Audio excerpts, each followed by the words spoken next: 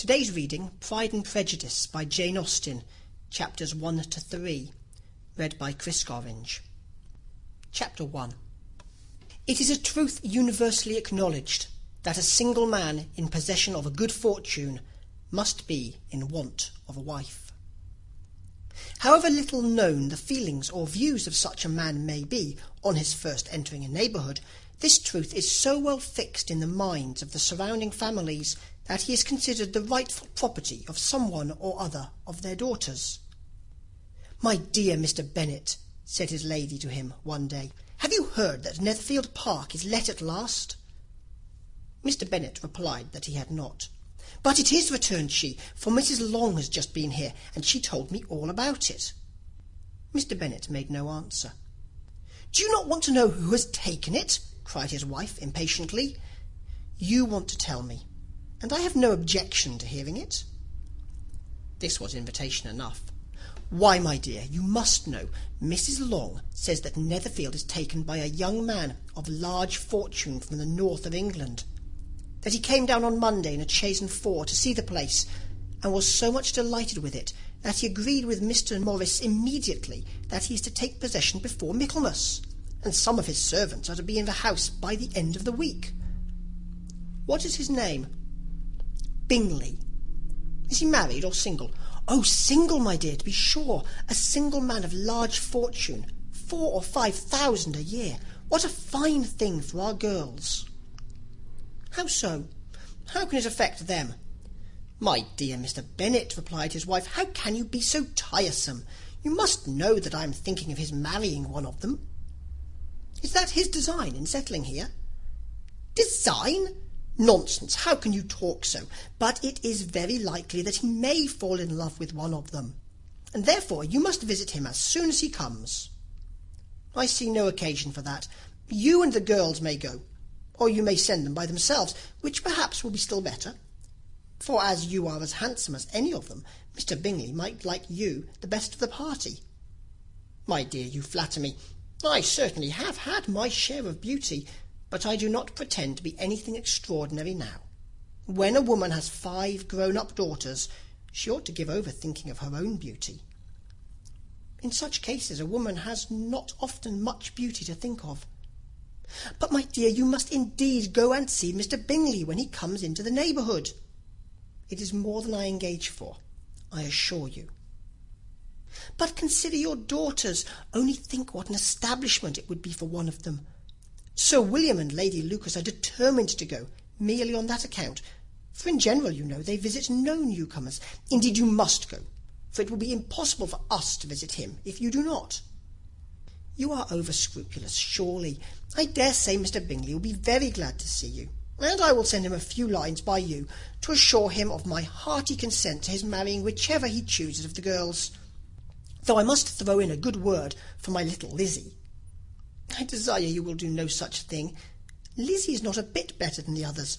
I'm sure she is not half so handsome as Jane, nor half so good-humoured as Lydia; but you are always giving her the preference." "They have none of them much to recommend them," replied he. "They are all silly and ignorant like other girls; but Lizzie has something more of quickness than her sisters." "Mr. Bennet, how can you abuse your own children in such a way? You take delight in vexing me. You have no compassion for my poor nerves." "You mistake me, my dear.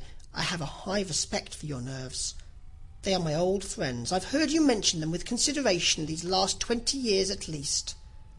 Ah, you do not know what I suffer. But I hope you will get over it, and live to see many young men of 4,000 a year come into the neighbourhood. It will be no use to us if 20 such should come, since you will not visit them. Depend upon it, my dear, that when there are 20, I will visit them all." Mr. Bennet was so odd a mixture of quick parts, sarcastic humour, reserve, and caprice, that the experience of 23 years had been insufficient to make his wife understand his character. Her mind was less difficult to develop.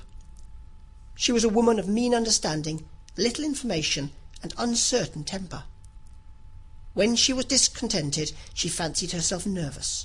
The business of her life was to get her daughters married. Its solace was visiting and news. Chapter 2. Mr. Bennet was among the earliest of those who waited on Mr. Bingley. He had always intended to visit him, though to the last always assuring his wife he should not go. Until the evening after the visit was paid, she had no knowledge of it. It was then disclosed in the following manner. Observing his second daughter employed in trimming a hat, he suddenly addressed her with, "I hope Mr. Bingley will like it, Lizzie." "We are not in a way to know what Mr. Bingley likes," said her mother resentfully, "since we are not to visit." "But you forget, mamma," said Elizabeth, "that we shall meet him at the assemblies, and that Mrs. Long promised to introduce him." "I do not believe Mrs. Long will do any such thing. She has 2 nieces of her own. She is a selfish, hypocritical woman, and I have no opinion of her." "No more have I," said Mr. Bennet, "and I am glad to find that you do not depend on her serving you." Mrs. Bennet deigned not to make any reply, but unable to contain herself, began scolding one of her daughters. "Don't keep coughing so, Kitty, for heaven's sake. Have a little compassion on my nerves. You tear them to pieces." "Kitty has no discretion in her coughs," said her father. "She times them ill." "I do not cough for my own amusement," replied Kitty fretfully. "When is your next ball to be, Lizzie?" "Tomorrow fortnight." "Ay, so it is," cried her mother, "and Mrs. Long does not come back till the day before, so it will be impossible for her to introduce him, for she will not know him herself." "Then, my dear, you may have the advantage of your friend, and introduce Mr. Bingley to her." "Impossible, Mr. Bennet, impossible, when I am not acquainted with him myself. How can you be so teasing?" "I honour your circumspection. A fortnight's acquaintance is certainly very little. One cannot know what a man really is by the end of a fortnight. But if we do not venture, somebody else will, and after all, Mrs. Long and her daughters must stand their chance. And therefore, as she will think it an act of kindness, if you decline the office, I will take it on myself." The girls stared at their father. Mrs. Bennet said only, "Nonsense, nonsense." "What can be the meaning of that emphatic exclamation?" cried he. "Do you consider the forms of introduction and the stress that is laid on them as nonsense? I cannot quite agree with you there. What say you, Mary? For you are a young lady of deep reflection, I know, and read great books and make extracts." Mary wished to say something sensible, but knew not how.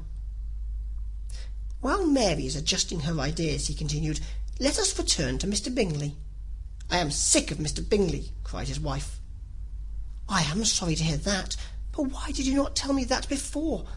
If I had known as much this morning, I certainly would not have called on him. It is very unlikely, but as I have actually paid the visit, we cannot escape the acquaintance now." The astonishment of the ladies was just what he wished, that of Mrs. Bennet perhaps surpassing the rest, though when the first tumult of joy was over, she began to declare that it was what she had expected all the while.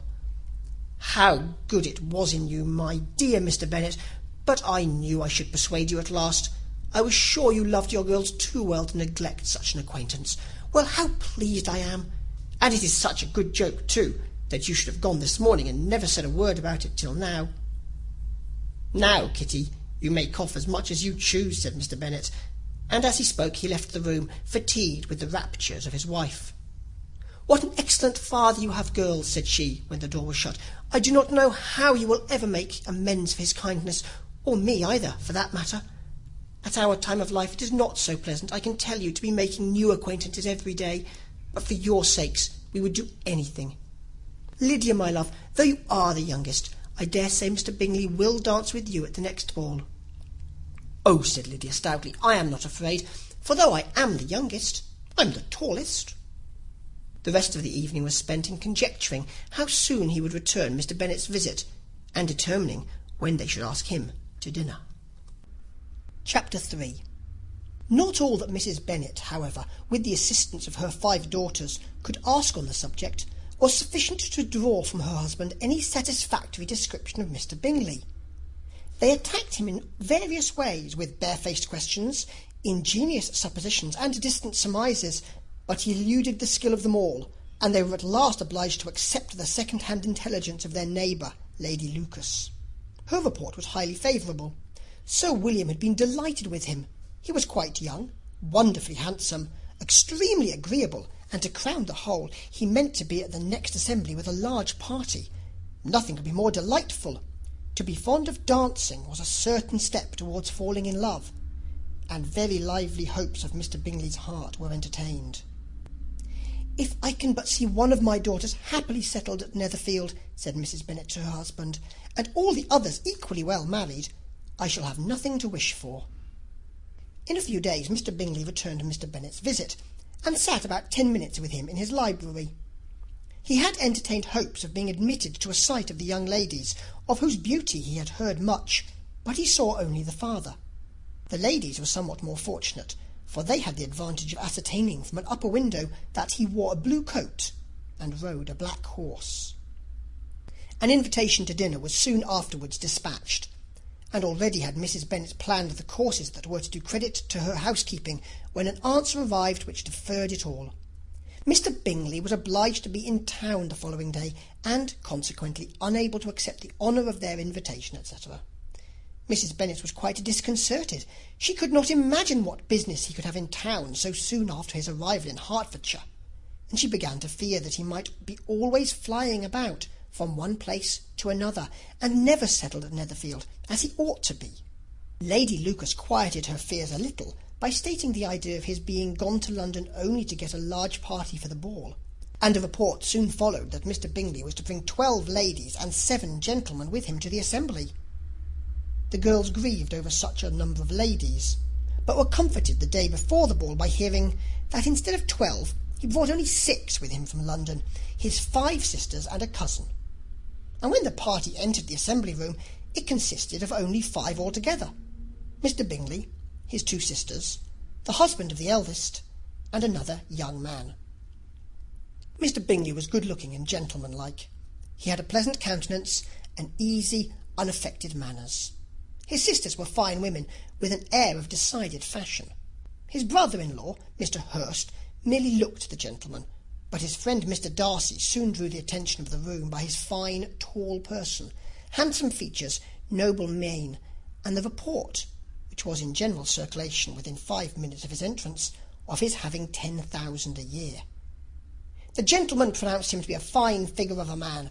The ladies declared he was much handsomer than Mr. Bingley, and he was looked at with great admiration for about half the evening, till his manners gave a disgust which turned the tide of his popularity, for he was discovered to be proud, to be above his company, and above being pleased, and not all his large estate in Derbyshire could then save him from having a most forbidding, disagreeable countenance, and being unworthy to be compared with his friend. Mr. Bingley had soon made himself acquainted with all the principal people in the room. He was lively and unreserved, danced every dance, was angry for the ball closed so early, and talked of giving one himself at Netherfield. Such amiable qualities must speak for themselves. What a contrast between him and his friend! Mr. Darcy danced only once with Mrs. Hurst, and once with Miss Bingley, declined being introduced to any other lady, and spent the rest of the evening in walking about the room, speaking occasionally to one of his own party. His character was decided. He was the proudest, most disagreeable man in the world, and everybody hoped he would never come there again. Amongst the most violent against him was Mrs. Bennet, whose dislike of his general behaviour was sharpened into particular resentment by his having slighted one of her daughters. Elizabeth Bennet had been obliged, by the scarcity of gentlemen, to sit down for 2 dances, and during part of that time Mr. Darcy had been standing near enough for her to hear a conversation between him and Mr. Bingley, who came from the dance for a few minutes to press his friend to join it. "Come, Darcy," said he, "I must have you dance. I hate to see you standing about by yourself in this stupid manner. You had much better dance." "I certainly shall not. You know how I detest it, unless I am particularly acquainted with my partner. At such an assembly as this it would be insupportable. Your sisters are engaged, and there is not another woman in the room whom it would not be a punishment to me to stand up with." "I would not be so fastidious as you are," cried Mr. Bingley, "for a kingdom. Upon my honour, I never met with so many pleasant girls in my life as I have this evening, and there are several of them, you see, uncommonly pretty."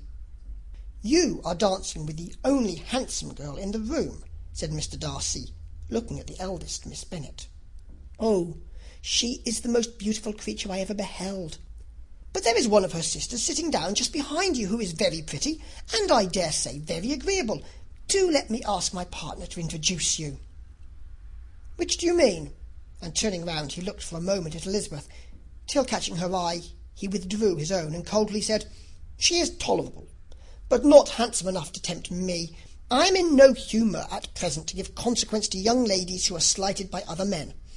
You had better return to your partner and enjoy her smiles, for you are wasting your time with me." Mr. Bingley followed his advice. Mr. Darcy walked off, and Elizabeth remained with no very cordial feelings towards him. She told the story, however, with great spirit among her friends, for she had a lively, playful disposition which delighted in anything ridiculous. The evening altogether passed off pleasantly to the whole family. Mrs. Bennet had seen her eldest daughter much admired by the Netherfield party. Mr. Bingley had danced with her twice, and she had been distinguished by her sisters. Jane was as much gratified by this as her mother could be, though in a quieter way. Elizabeth felt Jane's pleasure. Mary had heard herself mentioned to Miss Bingley as the most accomplished girl in the neighbourhood, and Catherine and Lydia had been fortunate enough never to be without partners, which was all that they had yet learnt to care for at a ball. They returned, therefore, in good spirits to Longbourn, the village where they lived, and of which they were the principal inhabitants. They found Mr. Bennet still up. With a book he was regardless of time, and on the present occasion he had a good deal of curiosity as to the events of the evening, which had raised such splendid expectations. He had rather hoped that his wife's views on the stranger would be disappointed, but he soon found out that he had a different story to hear. "Oh, my dear Mr. Bennet," as she entered the room, "we have had a most delightful evening, a most excellent ball. I wish you had been there. Jane was so admired, and nothing could be like it. Everybody said how well she looked, and Mr. Bingley thought her quite beautiful, and danced with her twice. Only think of that, my dear. He actually danced with her twice, and she was the only creature in the room that he asked a second time. First of all, he asked Mr. Lucas. I was so vexed to see him stand up with her. But, however, he did not admire her at all. Indeed, nobody can, you know, and he seemed quite struck with Jane as she was going down the dance. So he inquired who she was, and got introduced, and asked her for the next two. Then the 2/3 he danced with Miss King, and the 2/4 with Maria Lucas, and the 2/5 with Jane again, and the 2/6 with Lizzie, and the Boulanger. If he had any compassion for me, cried her husband impatiently, he would not have danced half so much. For God's sake, say no more of his partner. Oh, that he had sprained his ankle in the first place. Oh, my dear, I am quite delighted with him. He is so excessively handsome. And his sisters are charming women. I never in my life saw anything more elegant than their dresses. I dare say the lace upon Mrs. Hurst's gown—" Here she was interrupted again. Mr. Bennet protested against any description of finery. She was therefore obliged to seek another branch of the subject, and related, with much bitterness of spirit, and some exaggeration, the shocking rudeness of Mr. Darcy. "But I can assure you," she added, "that Lizzie does not lose much by not suiting his fancy, for he is a most disagreeable, horrid man, not at all worth pleasing. So high and so conceited that there was no enduring him. He walked here and he walked there, fancying himself so very great. Not handsome enough to dance with. I wish you had been there, my dear, to have given him one of your set-downs. I quite detest the man." This is the end of chapter 3.